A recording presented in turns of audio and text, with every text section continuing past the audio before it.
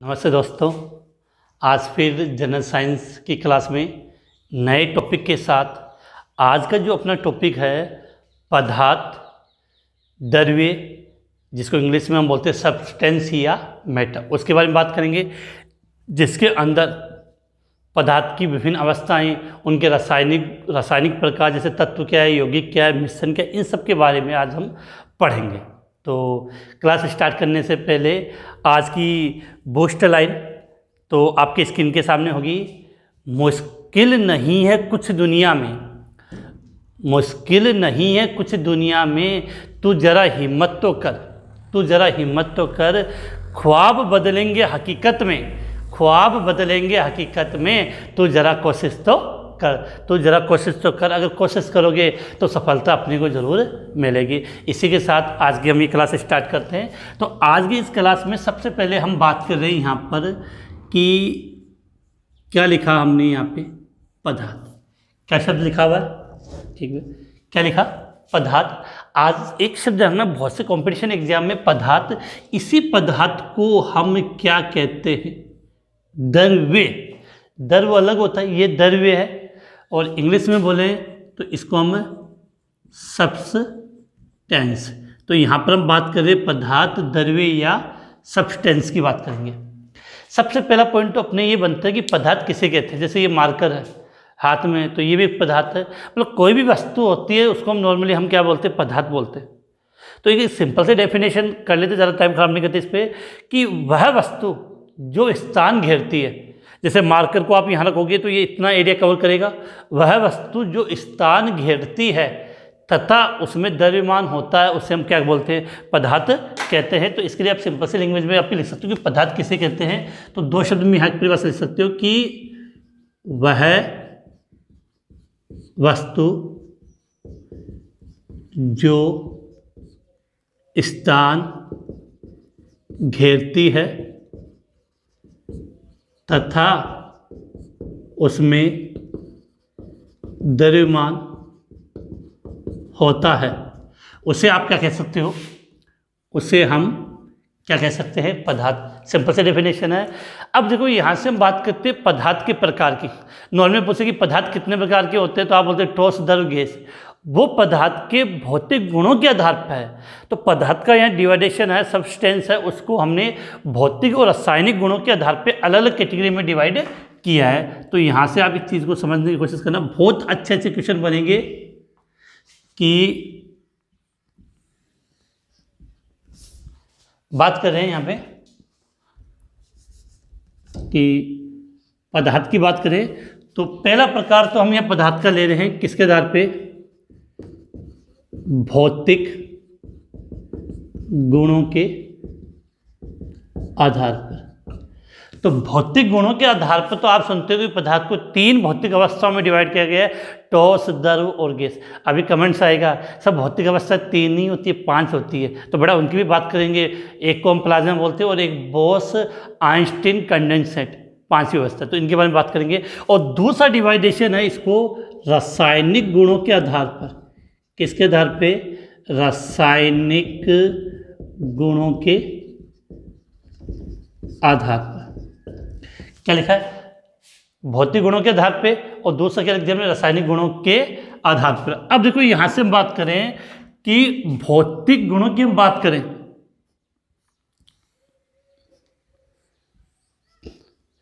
अगर भौतिक गुणों की बात करें तो भौतिक गुणों के आधार पर पदार्थ को हम 3 भागों में डिवाइड करते हैं। पहले को हम बोलते हैं ठोस अवस्था, नंबर 2 द्रव, जिसको आप लिक्विड कहते हो, और नंबर 3 गैस। तो ठोस को तो आपने क्या नाम दे दिया? Solid, liquid and gas. अब क्वेश्चन समझना, मैं यहाँ से आपको कुछ बातें बिल्कुल क्लियर कर दूँ, कन्फ्यूजन ना रहे।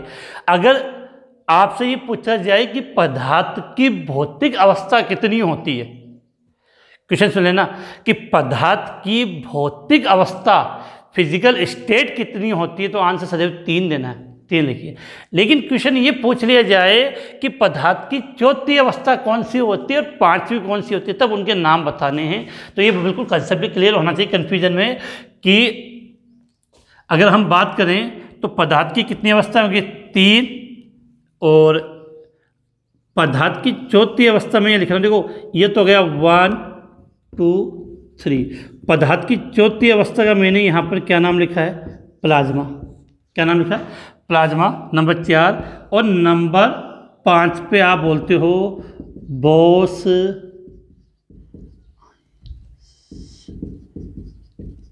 टाइन कंडेंसेट, शॉर्ट में हो जाएगा BEC, बेक, BEC।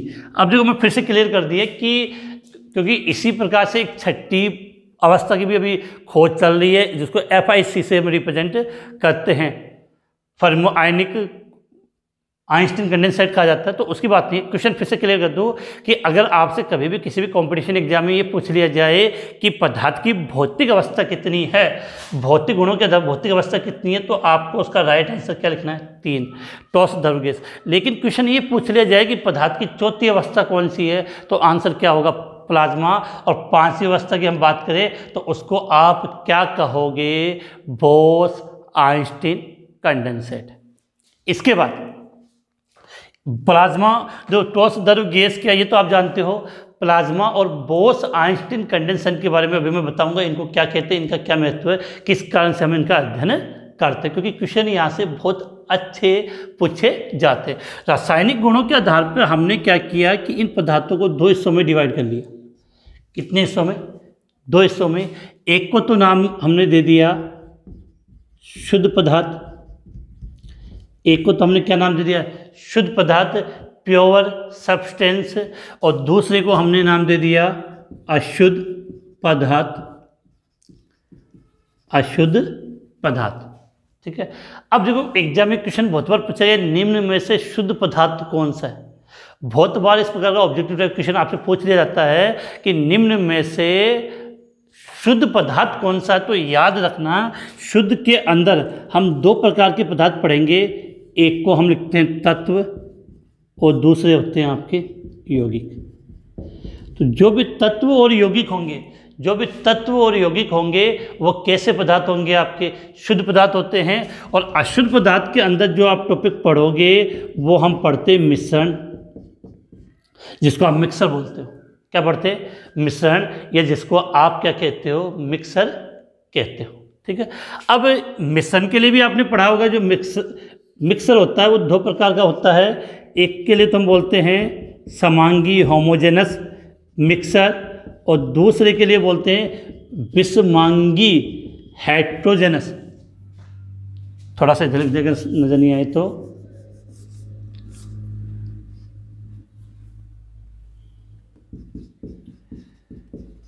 विषमांगी मिश्रण। बिल्कुल बेटा कंसेप्ट क्लियर होनी चाहिए, कौन सी कंडीशन क्या होती है आपकी, तो इसके बिना अपना काम नहीं चलेगा। तो मिश्रण को हमने 2 हिस्सों में डिवाइड कर दिया, समांगी मिश्रण और विषमांगी मिश्रण। एग्जाम में क्वेश्चन अच्छा आता है कि निम्न में से कौन सा समांगी मिश्रण और कौन सा विषमांगी, ये तो क्लियर है। अब देखो जब हम तत्व की बात करते हैं, किसकी बात करते हैं, तत्व की, तो इस तत्व को हम 3 हिस्सों में डिवाइड करते हैं। एक को हम बोलते हैं धातु, एक को हम बोलते हैं अधातु, और तीसरी होती है उपधातु। कि तत्व अर्थात एलिमेंट, एक समान परमाणुओं के समूह को हम क्या बोलते हैं, तत्व कहते हैं। तो इसको धातु, अधातु और उपधातु में हम डिवाइड करते हैं। अब बात करें यौगिक। नॉर्मल हम यौगिक पढ़ते हैं, अगर इसको भी डिटेल से आप पढ़ना चाहो तो यौगिक भी 2 प्रकार के होते हैं, एक तो कार्बनिक और एक अकार्बनिक, ऑर्गेनिक कंपाउंड और इनऑर्गेनिक कंपाउंड। तो इतना नहीं है, इतना सा है। इसके बारे में वापस से आते मैं फिर से रिपीट कर रहा हूँ, पदार्थ या द्रव्य और ये द्रव्य अलग, तो इन दोनों में कोई कन्फ्यूजन आपका नहीं होना चाहिए। तो पदार्थ या द्रव्य को भौतिक गुणों के आधार पर तो हमने 3 हिस्सों में डिवाइड किया, ठोस द्रव गैस। और रासायनिक गुणों के आधार पे, रासायनिक गुणों के आधार पे कितने हिस्सों में, 2 में, शुद्ध पदार्थ और अशुद्ध पदार्थ। शुद्ध पदार्थ के अंदर याद रखना है, एकदम बोलते हैं ना कि माइंड में गांठ बांध लेना कि शुद्ध पदार्थ के अंदर हम क्या पढ़ेंगे, तत्व और यौगिक। अशुद्ध पदार्थ की बात करें तो इसमें मिश्रण आएगा। मिश्रण कितने प्रकार के होते हैं, 2 प्रकार के, समांगी और विषमांगी। इस वाले पोर्शन को ये जो तत्व क्या होते हैं, यौगिक क्या होते हैं, मिश्रण ये जो होते हैं, इनके बारे में हम डिटेल से, इनकी परिभाषा, इनसे किस प्रकार के क्वेश्चन आते हैं वो हम अलग पढ़ेंगे। अब आते हैं हम यहाँ पे। अब देखो नंबर 4 पे हमने क्या है, पदार्थ की चौथी अवस्था पूछे तो आप क्या लिखोगे, प्लाज्मा, और 5 पूछे तो बोस आइंस्टीन कंडेंसेट। तो इनके बारे में हम बात कर लेते हैं डिटेल से। अब देखो हम आगे बात करें तो प्लाज्मा की बात चल रही है, तो सबसे पहले हमें इन दोनों के बारे में पता होना चाहिए कि प्लाज्मा क्या होता है। तो प्लाज्मा के लिए अगर हम लिखना चाहें तो हम एक लाइन ही लिख सकते हैं कि प्लाज्मा होती है, ये अत्यधिक ऊर्जा वाले कण होते हैं। प्लाज्मा की बात करें तो इसमें होता क्या है कि इसमें, प्लाज्मा की बात करें, इसमें कण अत्यधिक ऊर्जा व इसमें कण अत्यधिक ऊर्जा व अधिक उत्तेजित होकर आयनीकृत गैस के रूप में होते हैं। फिर से रिपीट कर दूँ, समझा दूंगा आपको यहाँ पे कि इसके अंदर क्या है, प्लाज्मा में होता क्या है कि इसमें जो कण होते हैं वो अत्यधिक ऊर्जा युक्त होते हैं और उत्तेजित होकर वो आयनीकृत गैस के फॉर्म में कन्वर्ट हो जाते हैं। अब आता है कि इसका उपयोग, आपने नाम सुना होगा fluorescent tube, fluorescent tube CFL बोलते हो, और नियॉन बल्ब के अंदर प्लाज्मा होता है। इसके अलावा तारों का तापमान उच्च होने के कारण, तारों का तापमान उच्च होने के कारण उसमें भी प्लाज्मा बनती है। तो ये दो और चीज़ें लिख सकते हैं हम यहाँ पे कि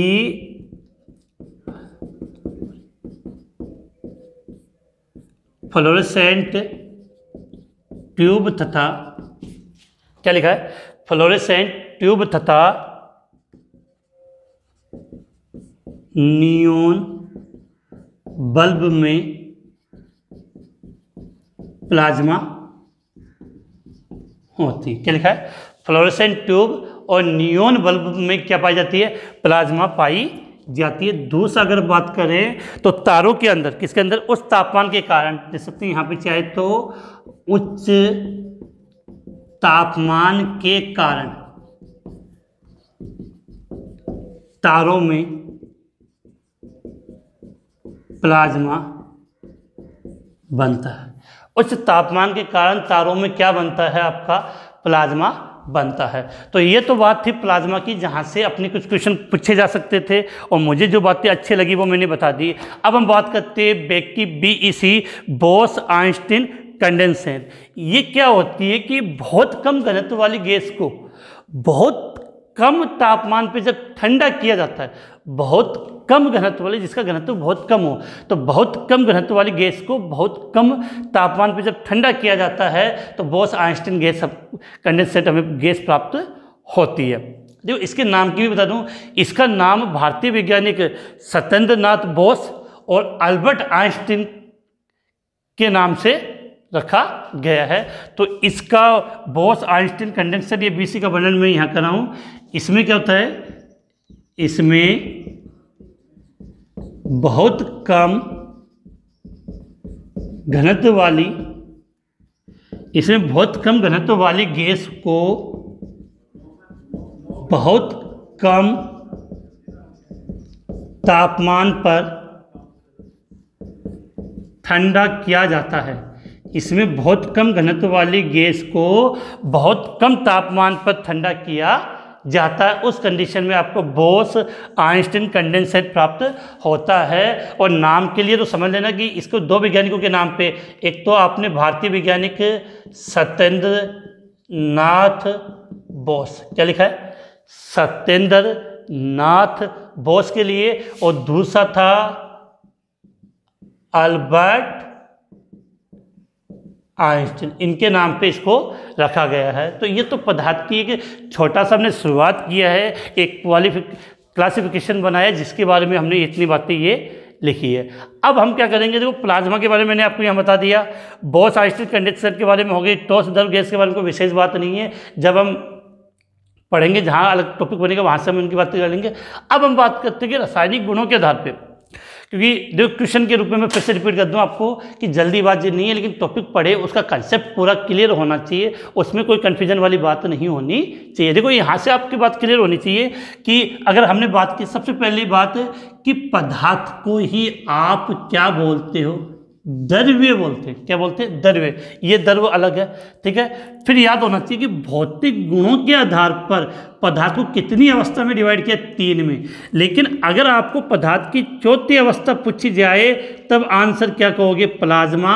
और पदार्थ की 5वीं अवस्था पूछी जाए तो बोस आइंस्टीन कंडेंसेट शब्द इसके लिए यूज करोगे। जो इसका नाम 2 वैज्ञानिकों पे रखा गया है, एक तो सत्येंद्र नाथ बोस और अल्बर्ट आइंस्टीन के नाम पे इसको रखा गया है। इसके बाद ये बात आपके माइंड में घोट लेना कि कभी भी एग्जाम में जब आपको शुद्ध पदार्थ पूछा जाए तो एग्जाम्पल को याद कर लेना कि तत्व और यौगिक जो भी होंगे वो क्या होंगे? शुद्ध पदार्थ होंगे। बाकी की बातें हम अब डिटेल से करने वाले हैं और इतनी बातें सब आप समझ गए होंगे कि बोस आइंस्टीन कंडेंसेट अवस्था क्या होती है। तो इसमें जिन गैस का घनत्व बहुत कम होता है उनको बहुत कम तापमान पर ठंडा किया जाता है। तो आप इसका स्क्रीनशॉट ले ले। इसके बाद हम शुद्ध पदार्थ में सबसे पहले किसके बारे में बात करते हैं? तत्व के बारे में बात करते हैं, जहाँ से काफ़ी अच्छे इंपॉर्टेंट महत्वपूर्ण क्वेश्चन बनने वाले हैं। तो अगर वीडियो पसंद आया तो लाइक और शेयर करना ना भूलें और सब्सक्राइब अपने जितने भी साथी हैं उनको ज़रूर शेयर करें कि अपनी जो केमिस्ट्री की जो नॉर्मल जनरल साइंस की जो अपनी जनरल साइंस की जो क्लास है वो कंटिन्यू चालू हो गई है। फर्स्ट हम केमिस्ट्री वाला पोर्शन कंप्लीट करेंगे, उसके बाद बायोलॉजी और फिजिक्स से वो देख लेंगे। इसके अलावा मैंने बायोलॉजी के कुछ वीडियो बनाए हुए हैं, उनका डिस्क्रिप्शन में उनका लिंक दिया हुआ है जहाँ से आप उन वीडियो को भी देख सकते हो। तो जल्दी से आप इसका स्क्रीनशॉट लें, फिर हम आगे बात करते हैं। चलो इसको मिटा देते हैं।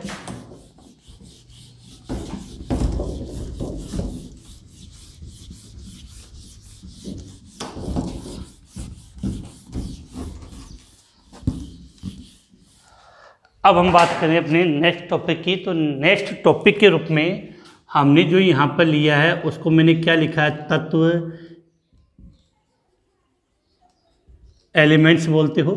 सबसे पहले हम तत्व की परिभाषा की बात कर लेते हैं। तत्व क्या होता है? एलिमेंट की बात करें तो एक सिंपल सी डेफिनेशन हम ये बोल देते हैं कि एक समान परमाणुओं का समूह है। समान परमाणु जब मिलते हैं तो उसके लिए हम क्या बोलते हैं? तत्व बोलते हैं। तो एक सिंपल सी डेफिनेशन होगी कि एक समान परमाणु का समूह क्या कहलाता है? तत्व कहलाता है। तो चाहे तो आप लिख सकते हो यहाँ पर कि एक समान परमाणुओं का समूह है तत्व कहलाता है। एक समान परमाणु का समूह है कैसे तत्व? जैसे आप ये बोलते हो ना, हाइड्रोजन है, हीलियम है, lithium, sodium, magnesium, iron, cobalt, ये सब क्या होते हैं? आपके तत्व होते हैं। अब तत्व की बात करें तो सबसे पहले हम बात समझते हैं कि जो तत्व शब्द है वो दिया था रॉबर्ट बॉयल ने। किसने दिया था? रॉबर्ट बॉयल ने दिया था। वर्तमान में जो तत्वों की संख्या मानी जाती है वो लगभग 118 है। उनमें से जो स्थायी तत्व है वो मतलब जो प्रकृति में पाए जाते हैं वो होते हैं 92। और सबसे अंतिम स्थायी तत्व माना जाता है लेड को, Pb, जिसका परमाणु क्रमांक होता है 82। तत्वों को प्रतीक के माध्यम से प्रदर्शित किया जाता है। तत्वों का प्रतीक किस वैज्ञानिक ने दिया था? बर्जीलियस ने। तत्वों को प्रतीक है वो मुख्यतः लैटिन भाषा से स्टार्ट किया गया था। तो उनकी हम बात करते थे। सोडियम का था नेट्रियम, पोटेशियम का कैलियम, लोहे को आप फेरम बोलते हो, चांदी को अर्जेंटिनम, सोने को सोना होता है उसको ओरम कहा जाता है। तो ये लैटिन शब्द से, तो इनकी हम बात करने वाले हैं। हाँ, एक चीज़ और सबसे इम्पोर्टेंट है कि तत्वों को सुव्यवस्थित ढंग से वर्गीकृत करने का सबसे पहला प्रयास किया था मेंडलीफ ने। सुव्यवस्थित प्रयास सबसे अच्छा प्रयास इसी का माना जाता है, या आवर्सानी का जनक भी आप किसको बोल सकते हो? मेंडलीफ को कह सकते हो। इसके अलावा जब हम बात करते हैं तो तत्व 118 माने जाते हैं। उनमें से कितने ऐसे तत्व हैं जो गैसीय? हाँ चलो, अच्छा क्वेश्चन है, कमेंट्स में जल्दी से इसका आंसर देना कि प्रकृति पर ऐसे कितने तत्व हैं जो गैसीय अवस्था में पाए जाते? जानते हो आंसर तो कमेंट से बताइए। जब तक मैं बाकी की बातें इंपॉर्टेंट बातें जो यहाँ पे लिख रहा हूँ और उसको आप नोट कर लेना। तो ये बातें जो हमने यहाँ पे लिख दी, तो इसके बाद अगर हम स्टार्ट करना चाहें कि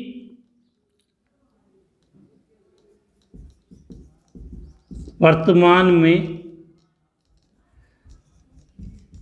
कुल तत्व लगभग हम कितने मानते हैं? 118। लगभग बता रहा हूँ, वर्तमान में कुल तत्व लगभग हम कितने मानते हैं? 118। इनमें से प्राकृतिक रूप से ज्ञात तत्व, प्राकृतिक रूप से ज्ञात तत्व किसको मानते हैं? कितने हैं? 92।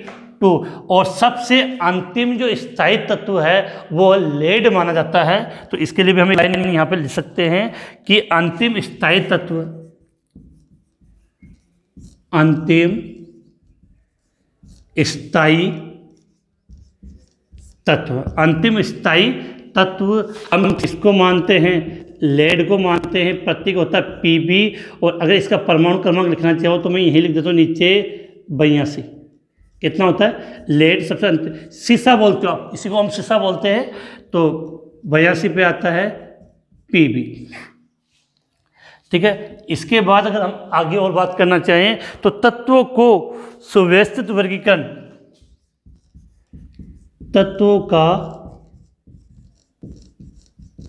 सुव्यवस्थित वर्गीकरण, या आप ये कह सकते हो कि आवर्त सारणी का बापू, आवर्त सारणी का जनक, या तत्वों का सुव्यवस्थित वर्गीकरण का सबसे अच्छा प्रयास माना जाता है किसको? मेंडलीव को। किसको माना जाता है?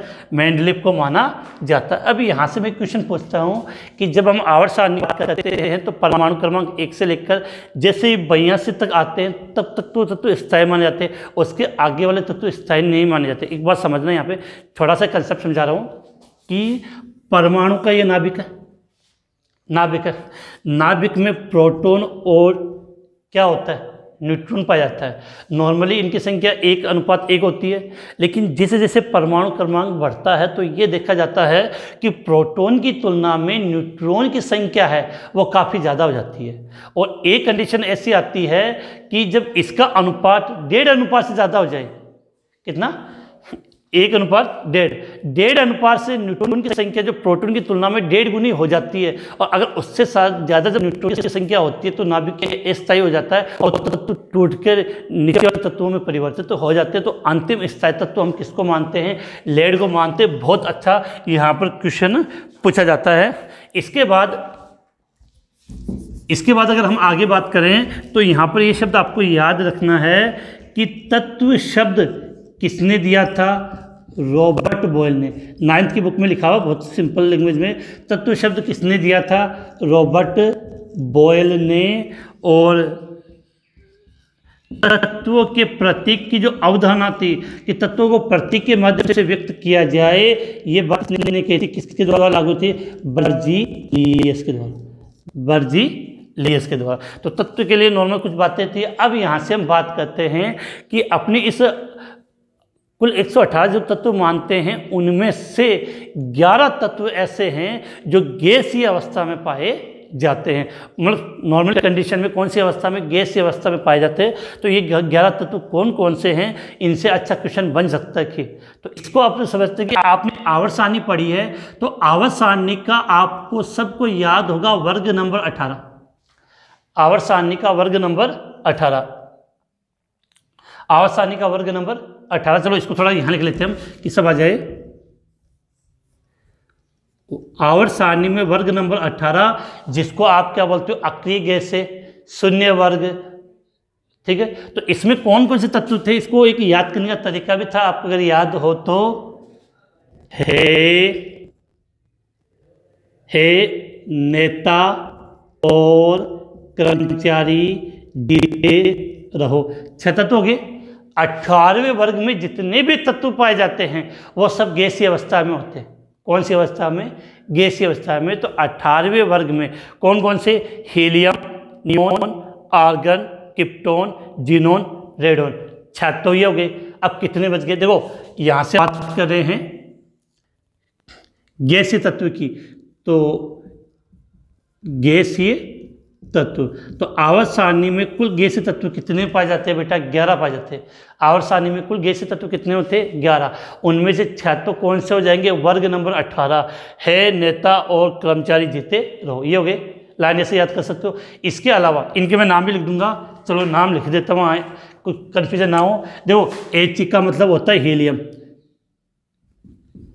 हीलियम। Ni का मतलब हो गया आपका नियोन, Ar का मतलब हो गया आर्गन, Kr का मतलब हो गया किप्टोन, Xe का मतलब हो गया जीनोन और Rn का मतलब हो गया रेडोन। ये 6 तो कैसे हो गए। इसके अलावा अगर हम बात करना चाहे तो ये तो आप जानते हो, hydrogen, nitrogen, oxygen, fluorine, chlorine. Hydrogen, oxygen, hydrogen, nitrogen, oxygen, fluorine और क्लोरीन, ये 5 तत्व और ऐसे हैं जो कौन सी अवस्था में, गैस अवस्था में पाए जाते हैं। तो ये 11 कुल टोटल हो गए। 6 तो अक्रिय गैसें और 5 गैसें, ये हाइड्रोजन, नाइट्रोजन, ऑक्सीजन, फ्लोरीन और क्लोरीन। तो ये आपके माइंड में बिल्कुल क्लियर हो जानी चाहिए, इतनी सी बातें जो सर ने बताई थी कि ये सब क्या है आपके गैसें। तो आप एक बार इसका स्क्रीनशॉट ले लें जिससे हम आगे बात कर सकें। और देखो बिल्कुल याद करने में कोई प्रॉब्लम नहीं है कि हम किसकी बात कर रहे हैं, तत्व या एलिमेंट की। काफ़ी क्वेश्चन बनेंगे अभी यहाँ पे कि वर्तमान में कुल तत्व के लगभग बोला 118, उसमें प्रकृति में पाए जाते हैं 92 और सबसे अंतिम स्थायी तत्व आप किसको मानते हो, लेड, जिसको आप क्या बोलते हो, सीसा। परमाणु क्रमांक कितना होता है उसका, 82 होता है। तत्व का सुव्यवस्थित वर्गीकरण या सबसे अच्छा क्वेश्चन मतलब आवर्त सारणी का जनक किसको मानते हैं, मेंडलीव को मानते हैं। तत्व शब्द किसने दिया था, रॉबर्ट बॉयल ने। तत्व का प्रतीक क्या उदाहरण कौन लिखा है, बर्जेलियस। आवर्त सारणी में कुल कितने तत्व गैसीय अवस्था में पाए जाते हैं, तो 11। कौन कौन से, एक तो वर्ग नंबर 18 वाले और 5 तत्व ये हो गया। अब देखो इसके बाद कुछ तत्वों के लैटिन नाम, वैसे बहुत सारे के लिए इतना काम नहीं, लेकिन 5 तत्व ऐसे हैं उनका लैटिन नाम तो हमें मुंह जबानी याद होना चाहिए। तो चलो मैं इसको मिटा रहा हूँ, उसके बाद हम उनकी बात करते हैं।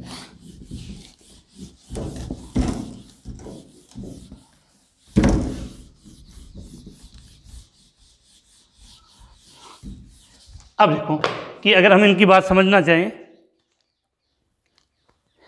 कि देखो यहाँ पर मैं कुछ तत्व लिख रहा हूँ, जैसे देखो यहाँ पे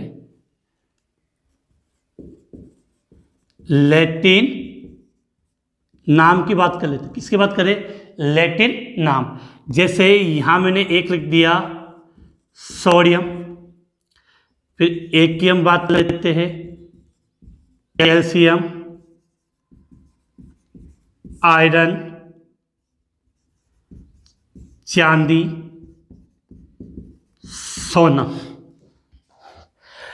सोडियम, जो अब सोडियम का प्रतीक क्या होता है, Na, कैल्शियम का K, आयरन का Fe, चांदी का Ag, सोने का Au।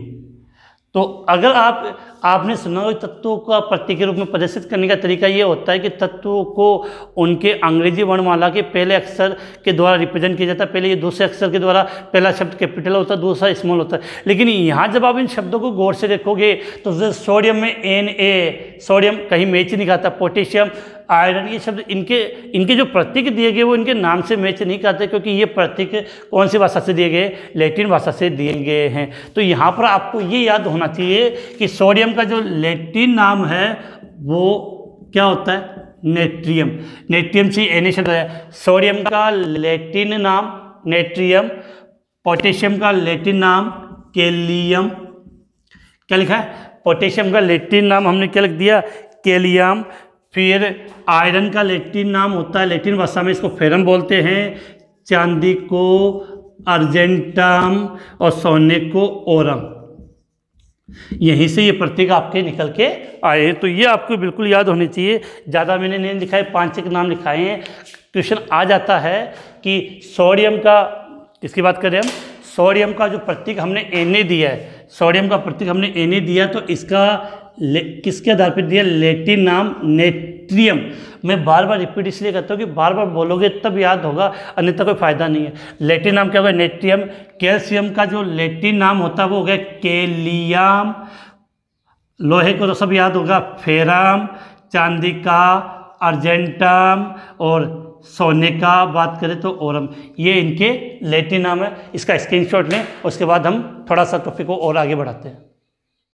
तो इसका आपने स्क्रीनशॉट ले लिया होगा, उसके बाद इसको अच्छी तरीके से याद कर लेना। कभी कभार इस प्रकार के क्वेश्चन पूछ लिए जाते हैं। अब देखो यहाँ से मैं कुछ चीज़ें बता रहा हूँ, वो समझना, और ये कि यहाँ से क्वेश्चन भी इजीली आते हैं। दो चीज़ें लिख रहा हूँ, समझना। एक तो लिख रहे हैं पृथ्वी की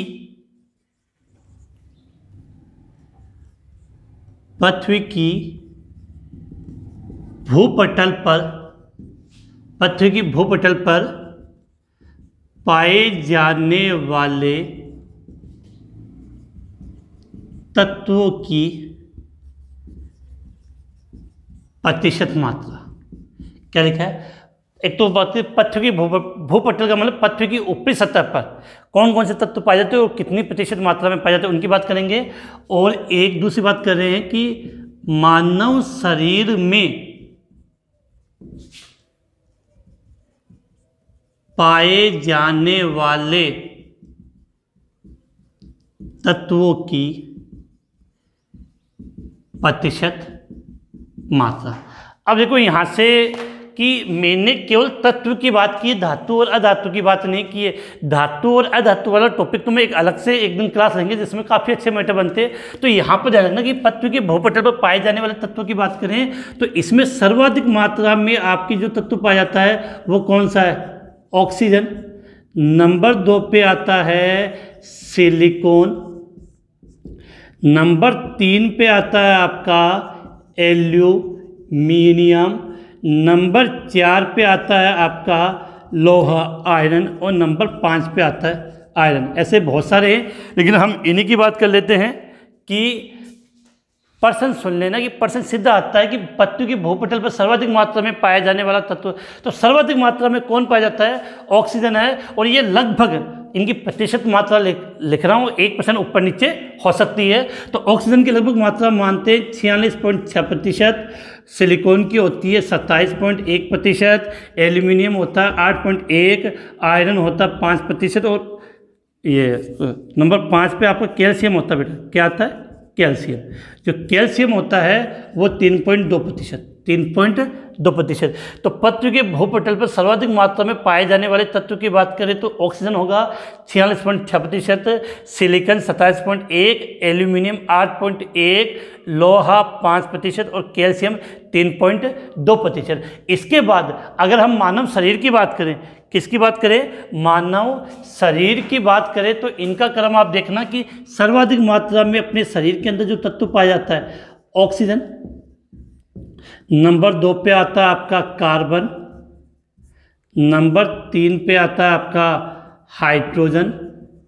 नंबर 4 पे आता है आपका नाइट्रोजन। नंबर 5 पे बात करें तो ये सबसे इम्पोर्टेंट आपने को याद रखना है, कैल्शियम। नंबर 6 पे बात करें तो फॉस्फोरस।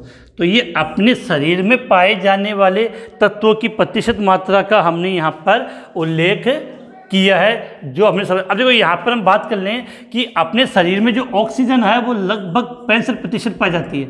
अपने शरीर के अंदर जो ऑक्सीजन की मात्रा वो कितनी है? 65%। कार्बन की बात करें तो ये 18.5% है। हाइड्रोजन की बात करें तो ये 9.5% है। तो ऑक्सीजन कितना है? 65%। कार्बन कितना है? 18.5% हो गया। अब नाइट्रोजन की इनकी बात करें तो नाइट्रोजन के लिए आपको याद रखना कि नाइट्रोजन होता है वो 3.2%, कैल्शियम होता है वो 1.5%, फास्फोरस लगभग 1%। मैंने कहा प्रतिशत में मात्रा लिखी है तो 1-2% ऊपर नीचे हो सकती है, किताबों में हर जगह अलग अलग लिखा हुआ मिलता है।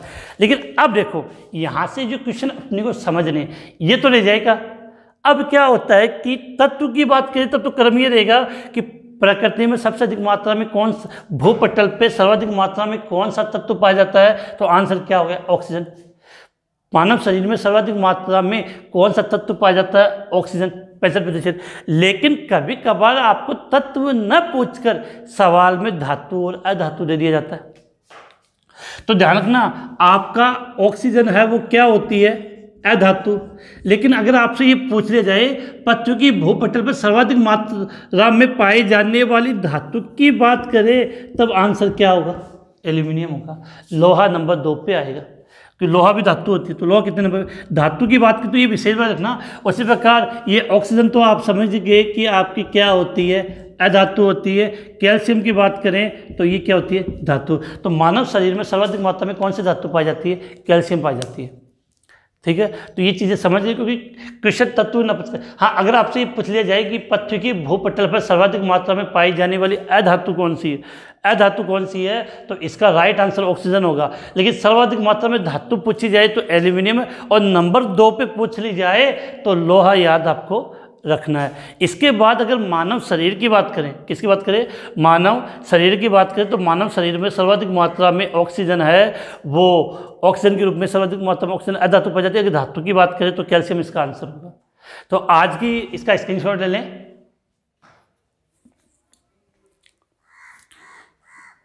स्क्रीनशॉट हो गया आपका।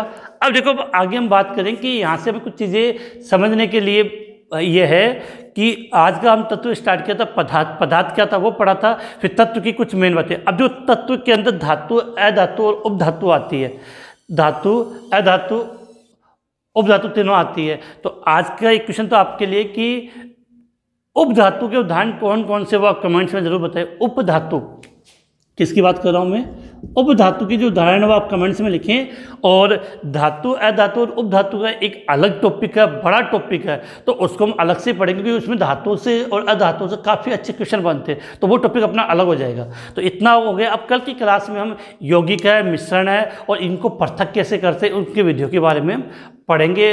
इस वीडियो के डिस्क्रिप्शन में टेलीग्राम चैनल का लिंक दे रखा है, उसको आप ज्वाइन कर लेना। जैसे ही अपना ये टॉपिक कंप्लीट हो जाएगा तो इसके ऑब्जेक्टिव टाइप क्वेश्चन की PDF है वो उसके अंदर आपको मिल जाएगी। तो आज की क्लास हम यही समाप्त करते हैं। जय हिंद, जय भारत।